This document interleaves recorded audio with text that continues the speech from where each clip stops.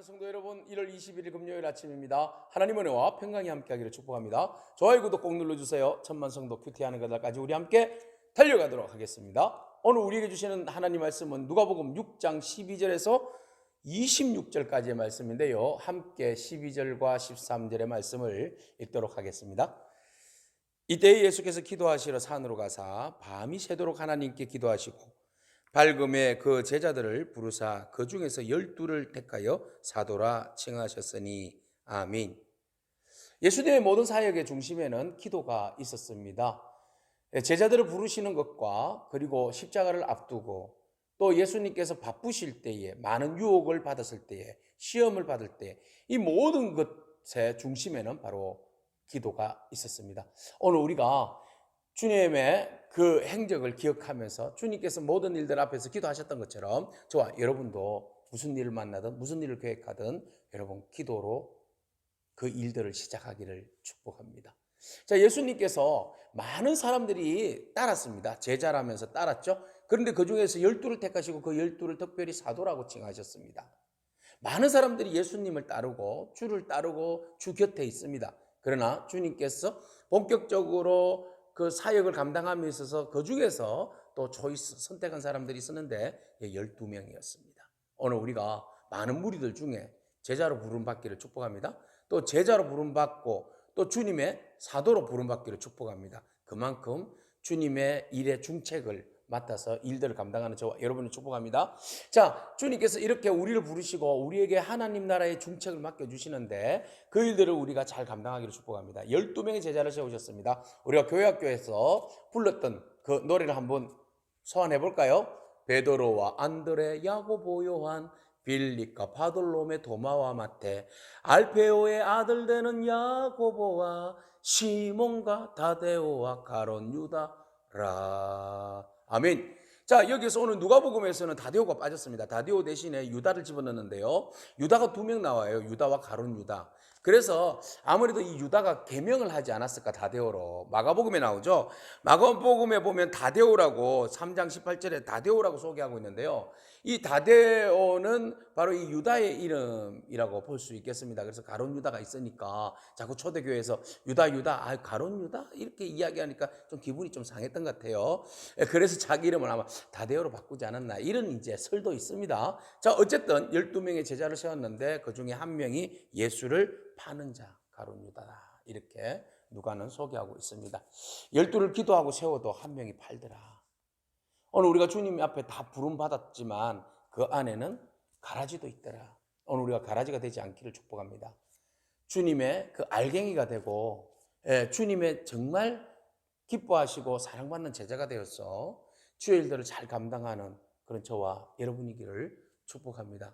자, 예수님께서 이렇게 12를 세우시고 이제 산에서 내려오셔서 평지에서 말씀을 전하십니다. 평지에서 말씀을 전하시는데 지금 여기에서 예수님 산에서 기도하시고 제자를 택하시고 또 이렇게 평지에서 하나님 말씀을 선포하실 때 하나님 말씀에 권세 있는 말씀을 전하시고 또 모든 병자들을 치유하시고 귀신을 쫓아내는 권능으로 이 일들을 감당하는데 마치 뭐가 떠오릅니까? 네, 모세가 떠오르죠. 모세가 시내산에서 하나님 앞에 말씀을 받고 내려와서 이스라엘 백성들 12지파를 세우고 12지파를 통하여서 그들에게 하나님의 말씀을, 율법을 가르쳐주는 그것이 우리가 떠오르지 않습니까? 바로 여기에 예수님도 12 새로운 이스라엘의 지파 12제자를 세워서 영적으로 새로운 하나님의 그 나라를 세워가기 위해서 사람을 세우시고 그 권능으로 주의 일들을 펼쳐나가신다는 것을 오늘 우리는 간접적으로 보게 됩니다.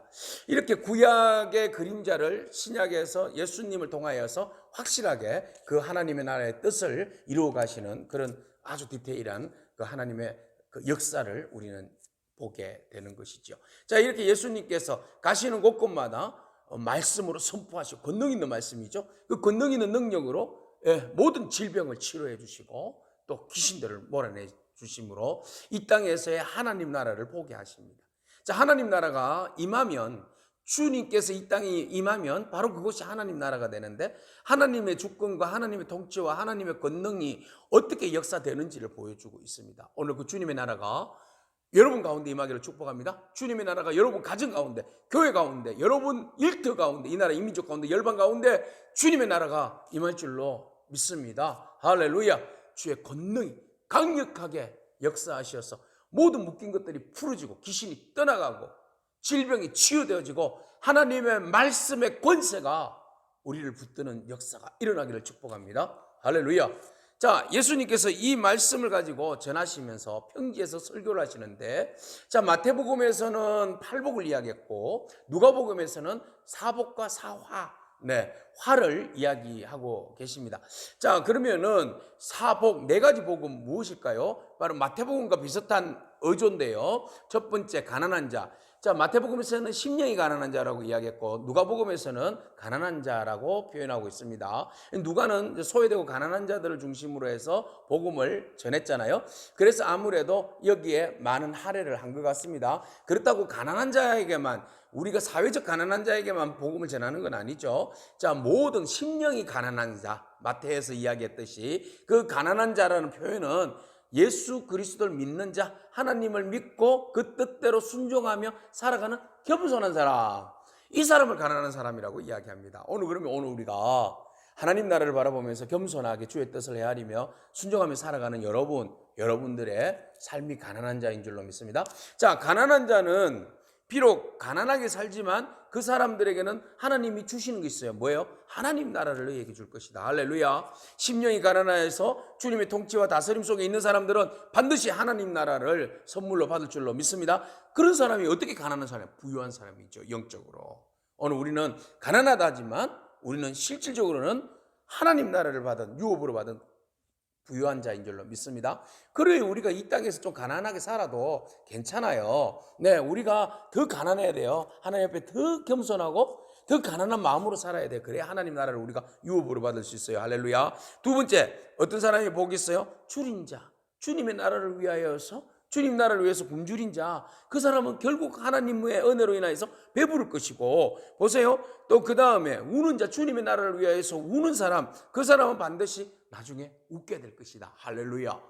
그래서 가난하고 배고프고 줄이고 눈물 흘리는 자, 결국 그들이 웃을 것이며 하나님 나라를 기업으로 받을 것이다. 그리고 하나님 나라를 위해서 분명히 22절에 그렇게 이야기하고 있어요. 인자로 말미암아, 보세요. 인자로 말미암아 사람들이 너희를 미워하고 멀리하며 욕하고, 너희 이름을 악하다 버릴 때는 너희가 복되다. 그래서 너희는 오히려 사람들에게 인자로, 주님으로 인하여서 핍박받고 어려움 당하면 오히려 뭐 하라는 거예요? 2, 3절 기뻐하고 뛰노라, 춤추라. 한 대 맞으면 할렐루야, 한 대 맞으면 할렐루야, 또 한 대 맞으면 할렐루야. 박해를 받고 핍박을 받으면 바울과 실라가 빌립보 감옥에서 찬양하면서 채찍 맞을 때도, 채찍 맞고 힘들 때 그 착고에 차인 그 상황에서 찬양했듯이 말이죠.